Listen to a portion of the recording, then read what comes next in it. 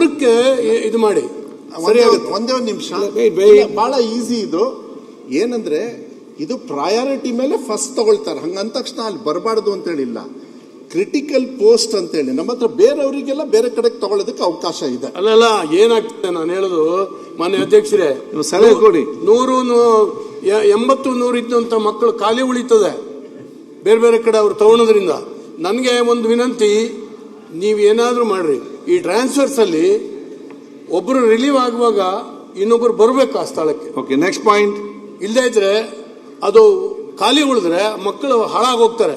ತಿಂಗಳಾನ್ಗಟ್ಟಲೆ next ಹೇಳಿ, ಮಧ್ಯದಲ್ಲಿ transfer ಆಗೋದ್ರಿಂದ. ಒಂದು ಹೇಳಿದ್ರೆ ನೆಕ್ಸ್ಟ್ ಪಾಯಿಂಟ್.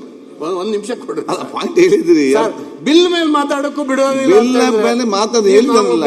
ಟೈಮ್ ತಾವು ಒಂದು ಪಾಯಿಂಟ್ ಹೇಳಿದ್ದೀರಿ, ಮಲೆನಾಡಿಗೆ ಏನೋ ಒಂದು ರಿಲ್ಯಾಕ್ಸೇಷನ್ ಕೊಡಿ ಮತ್ತು ಒಬ್ಬರು ಹೋದಾಗ ಇನ್ನೊಬ್ಬರು ಬರ್ಬೇಕಂತ ಸಲಹೆ ಕೊಟ್ಟಿದ್ರಿ.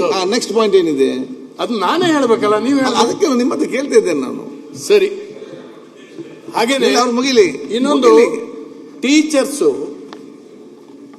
ನಾನ್ ಟೀಚಿಂಗ್ ಪೋಸ್ಟ್ಗೆ ಬಹಳಷ್ಟು ಜನ ಹೋಗ್ತಾರೆ. ಅದು ಎಲ್ಲ ಇಲಾಖೆನಲ್ಲಿ ಇದೆ. ಅವ್ರ ಇಲಾಖೆ ಬೇಡ, ಬೇರೆ ಇಲಾಖೆಗೆ ಹೋಗಿ ಕೆಲಸ ಮಾಡ್ತಾರೆ. ಮಂತ್ರಿಗಳ PA ಗಳಾಗಿದ್ದಾರೆ, ಅವ್ರನ್ನೆಲ್ಲ ವಾಪಸ್ ತರ್ತೀರ ನೀವು. ನೋಟಿಗೆ ಮಾಡಿ, ಬೇರೆ ಬೇರೆ ಕಡೆ ಇದ್ದಾರೆ. ಕಡ್ಡಾಯವಾಗಿ ಅವರಿಗೆ ಅಲ್ಲಿಂದ ರಿಲೀವ್ ಮಾಡಿ ನೀವು ಶಾಲೆಗಳಿಗೆ ತಗೊಳ್ಳಿ. ಇಲ್ಲದ್ರೆ ಮಕ್ಕಳಿಗೆ ಪಾಠ ಹೇಳಲಿಕ್ಕೆ ಯಾರು ಇಲ್ಲ, ಎಲ್ಲೆಲ್ಲೋ ಇವರು ಕೆಲಸ ಮಾಡ್ತಾರೆ ಅಂತ ಹೇಳಿದ್ರೆ ಅರ್ಥವೇ ಇಲ್ಲ. ಮರ್ಸಿಲೆಸ್ ಆಗಿ ನೀವು ಅವ್ರನ್ನ ತೆಗಿಬೇಕು, ವಾಪಸ್ ತರಬೇಕು ಅನ್ನುವಂಥದ್ದು.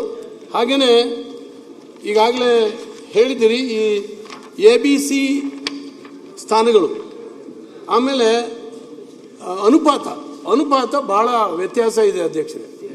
ನಾನು 40:1 ಅಂತ ಹೇಳಿದ್ರೆ ನಮ್ಮ ಮಲೆನಾಡಿಗೆ ಆಗೋದೇ ಇಲ್ಲ. ಆದ್ರಿಂದ ಇದನ್ನ ಸಡಿಲಿಸಬೇಕು.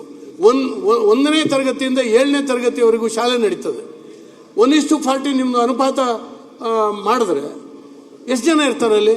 45 ಜನ ಮಕ್ಕಳು ಇರ್ತಾರೆ.